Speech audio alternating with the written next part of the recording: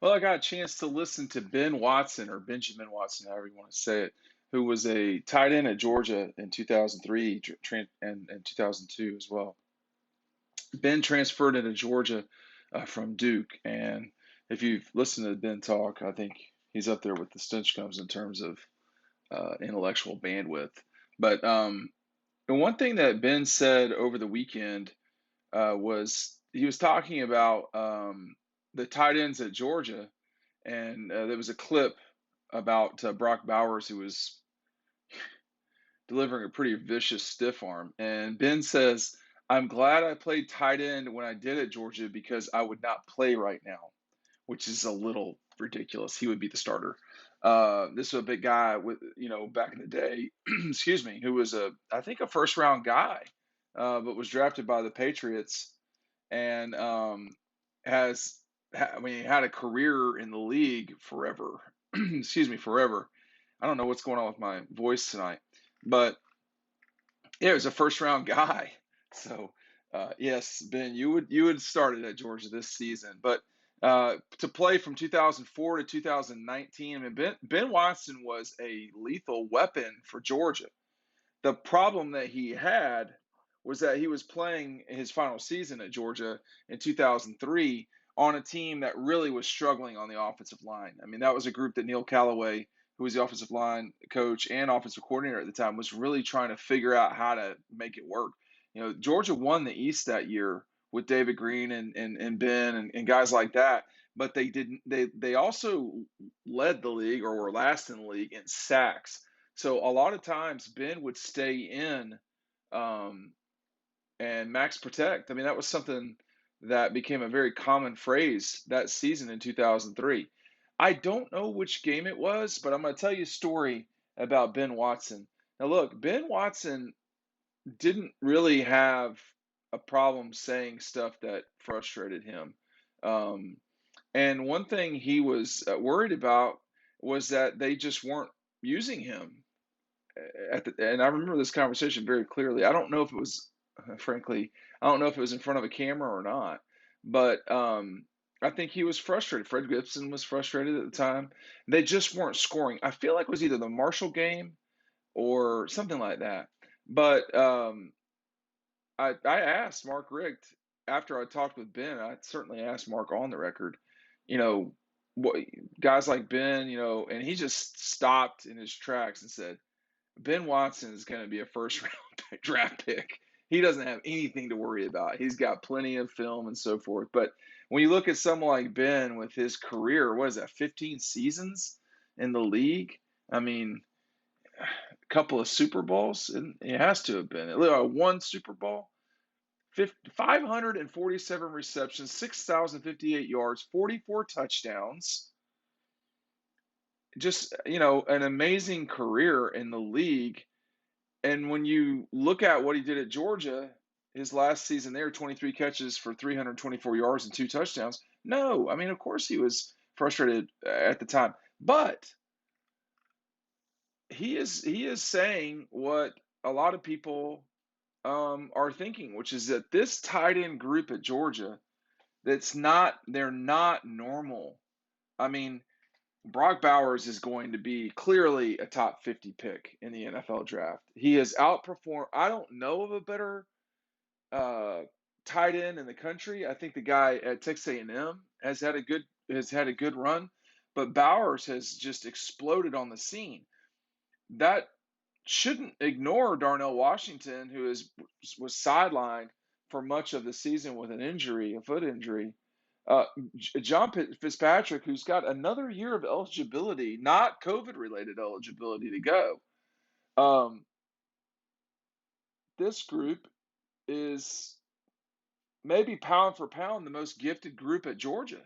And that's saying something because the defensive line at Georgia, more pounds, right? More pounds. The tight ends have fewer pounds.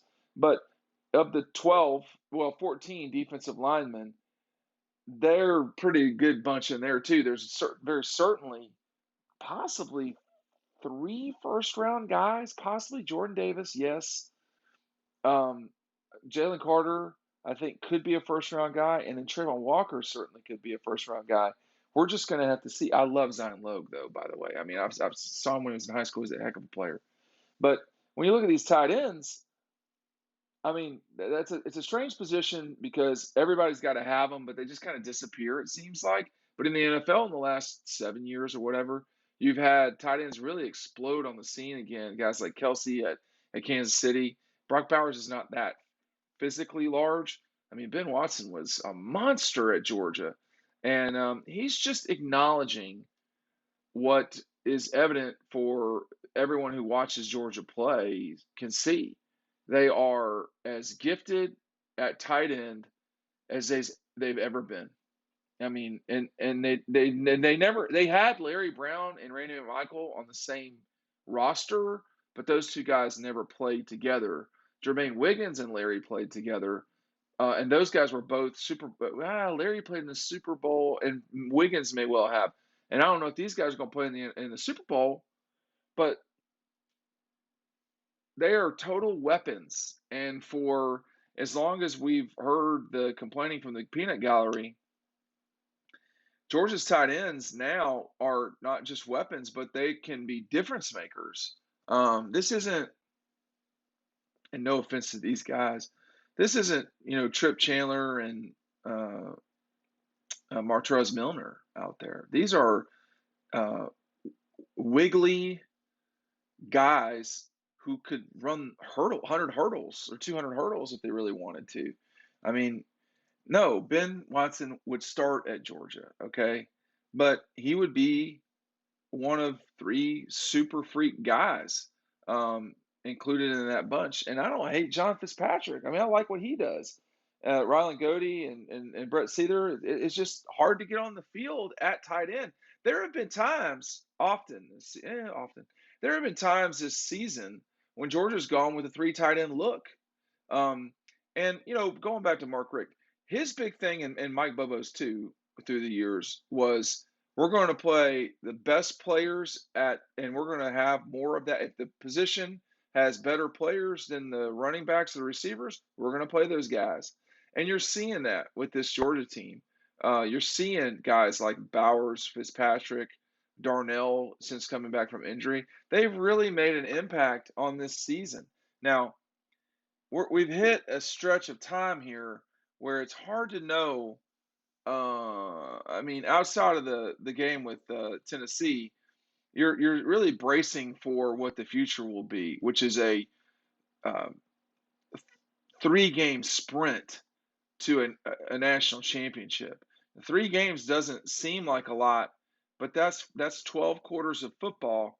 How often how often can your tight ends really bother people?